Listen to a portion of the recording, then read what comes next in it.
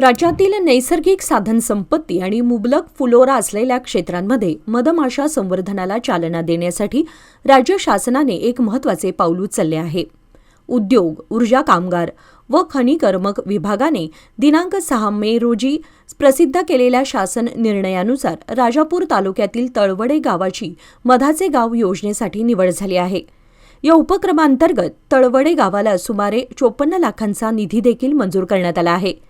त्यामुळे तळवडे गावामध्ये आनंदाचे व उत्साहाचे वातावरण पसरले आहे. मधाचे गाव या उपक्रमाद्वारे केवळ मध उत्पादनच नव्हे तर मधमाशांपासून तयार होणाऱ्या विविध उत्पादनांची साखळी प्रक्रिया आणि विक्री व्यवस्था उभारली जाणार आहे. याशिवाय या भागामध्ये मधु पर्यटन विकसित करून पर्यटकांना आकर्षित करण्याचा मानस शासनाचा आहे. यामुळे स्थानिक स्तरावर निसर्ग संरक्षणासोबतच रोजगाराच्या नवीन संधी उपलब्ध होणार आहेत. सदरची योजना राबवताना काही महत्त्वाच्या अटी घालण्यात आल्या आहेत. त्यानुसार योजना कार्यान्वित झाल्यानंतर ती पुढे सुरू ठेवण्याची संपूर्ण जबाबदारी संबंधित ग्रामपंचायतीची असेल आणि तसे हमीपत्र गावकऱ्यांकडून घेतले जाईल. तसेच या योजनेअंतर्गत वाटप करण्यात येणाऱ्या मध पेट्यांसाठी लागणाऱ्या एकूण रकमेपैकी 10% वाटा लाभार्थ्यांनी स्वतः उचलणे आवश्यक आहे. जर खर्चाची मर्यादा वाढली तर अन्य जिल्हा नियोजनाच्या निधीतून ती पूर्ण करण्याची मुभा जिल्हाधिकाऱ्यांना देण्यात आली आहे.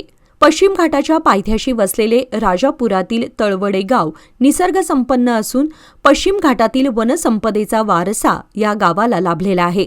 नमस्कार, माझं नाव यशवंत पांडुरंग साळवी, तळवडे उपसरपंच. मधाचे गाव उपक्रमासाठी तळवडे गावाची निवड केल्याबद्दल शासनाचे आभार. मधमाशा पालनामुळे गावात रोजगार निर्मिती होणार आहे. या विषयावर पर्यटनाची वाढणार आहे.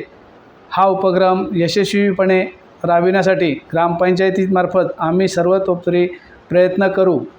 तसेच ग्रामस्थांनी या उपक्रमात सहभाग घेऊन तळवडे गावाला मधाचे गाव म्हणून प्रसिद्ध करण्यासाठी सहकार्य करावे असे मी सर्वांना आवाहन करतो. धन्यवाद. नमस्कार, मी ग्रामपंचायत अधिकारी तळवडे मंगेश शांताराम जाधव.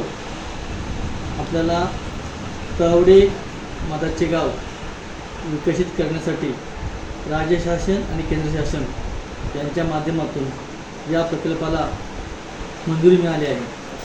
सदरचा उपक्रम राबवण्यासाठी सुगंधी व समृद्ध मंच कोकण विभाग 5 यांच्या माध्यमातून या मधाचं गाव विकसित करण्यासाठी विविध प्रकारची प्रशिक्षण आणि मधमाशी पालन या संदर्भात मार्गदर्शन करून या विषयासंदर्भात मधाचे गाव आणि मधमाशा यांच्याशी असणारी नातं या माध्यमातून मधमाशा कशाप्रकारे आपल्याला मध देतात आणि त्या मधाचा उपयोग कशाप्रकारे करता येईल या माध्यमातून हा प्रकल्प मोठ्या प्रमाणात तळवडे गावामध्ये राबवला जाणार आहे. हा प्रकल्प मंजूर होण्यासाठी केंद्र आणि राज्य पुरस्कृत यांच्या माध्यमातून 54 लाखाचा निधी मंजूर झालेला आहे आणि त्या निधीतून या गावामध्ये निर्माण होणारी गावाची कमान या कमाईसाठी निधी उपलब्ध झालेला आहे. त्याच माध्यमातून मधमाशी चित्रसंग्रहालय हे मोठ्या प्रमाणात पर्यटन स्थळ म्हणून कसं प्रसिद्ध होईल त्या माध्यमातून जीप शाळा नंबर तळवडे आंबेवाडी या ठिकाणी हे चित्रसंग्रहालय उभा करण्यात येणार आहे. त्या माध्यमातून येणारे पर्यटक यांचं प्रमाण या गावामध्ये वाढून गावाला एक मोठं व्यवसाय दृष्टीने मोठं वळण मिळणार आहे. त्यानंतर सेल्फी पॉईंटसाठी सुद्धा या गावामध्ये पितांबरी इस्टेट या ठिकाणी असणारं पर्यटन आणि त्या पर्यटनाच्या माध्यमातून शेतकऱ्यांना अन्य पर्यटन स्थळ धारकांना देखील याचा जास्तीत जास्त उपयोग करता येईल. या माध्यमातून ग्रामपंचायतमार्फत जो हा उपक्रम राबवला जाणार आहे तो उपक्रम गावातील जास्तीत जास्त लोकांना लघु उद्योग कशाप्रकारे निर्माण करता येईल, त्याचा रोजगार कशाप्रकारे निर्माण करता येईल या माध्यमातून हा प्रकल्प जास्तीत जास्त मोठ्या प्रमाणात कसा होईल आणि आजूबाजूच्या गावांना याचा फायदा होणार आहे, त्याचा उपयोग होणार आहे. म्हणूनच हे मधाचं गाव विकसित करण्यासाठी शासनाने दिलेले हे निधी या निधीचा उपयोग जास्त प्रमाणात करून मधाचं गाव विकास करण्यासाठी सहकार्य होणार आहे. नमस्कार, माझं नाव सुरेश दुडेकर. मी तळवड्यात एक शेतकरी म्हणून या ठिकाणी कार्यरत असतो. महाराष्ट्र शासनामार्फत मधाचं गाव म्हणून तळवड मधाचं गाव म्हणून जाहीर झालेलं आहे. त्यामध्ये शासनाचं सर्वांचं या ठिकाणी मी शेतकऱ्यांच्या वतीनं हार्दिक अभिनंदन करतो. मधमाशा पालनातून त्या ठिकाणी मोठ्या तऱ्हेचा चांगला रोजगार इथल्या शेतकऱ्यांना उपलब्ध होणार आहे. यासाठी ग्रामपंचायत माध्यमातून अतिशय चांगल्या तऱ्हेचं त्याची प्रसिद्धी, जनजागृती, प्रचार रॅली, ग्रामसभा घेऊन लोकांना मधमाशा पालनाचा हा व्यवसाय कसा किफायतशीर आहे, फायदेशीर आहे याचं महत्त्व पटवून देण्यात आलं. त्याच्यामध्ये लोकांमध्ये पण शेतकऱ्यांमध्ये अतिशय चांगल्या तऱ्हेचं वातावरण आहे, आनंदाचं वातावरण आहे. या ठिकाणी पर्यटनाला चालना मिळणार, उद्योग, लहान लहान फलोद्यान आहेत, त्याच्यामुळून हे धंदे विकसित होणार आहेत.